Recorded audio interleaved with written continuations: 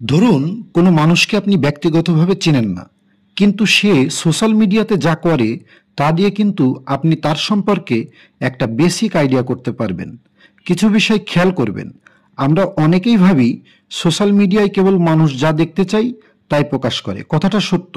কিন্তু মনোবিজ্ঞানের দৃষ্টিতে দেখলে একজন ব্যক্তির পোস্ট, ভাষা, কমেন্টের ধরন, এমনকি সে কার সাথে ইন্টারঅ্যাক্ট করে, কিভাবে করে, এসব কিছুই তার মানসিক গঠন ও ব্যক্তিত্ব সম্পর্কে গভীর একটা ধারণা দেয়।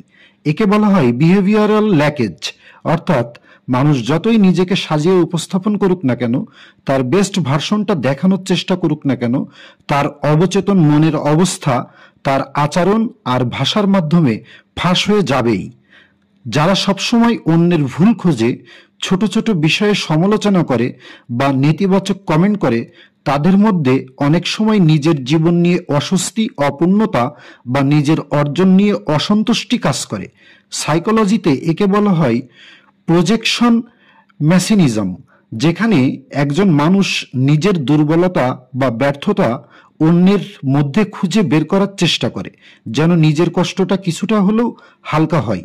আরও একটি গুরুত্বপূর্ণ দিক হলো রিপিটেটিভ বিহেভিয়ার।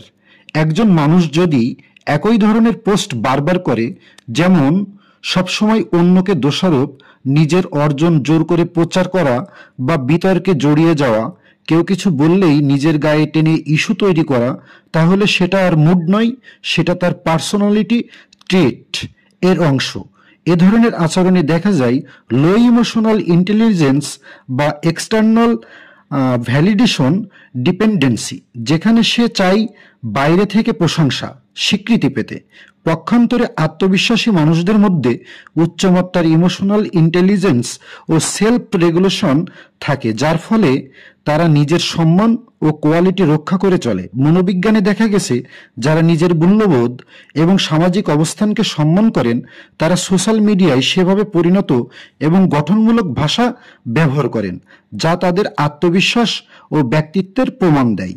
তাদের ভাষা, ব্যবহার, আচরণ দেখলে আপনি সহজেই আলাদা করতে পারবেন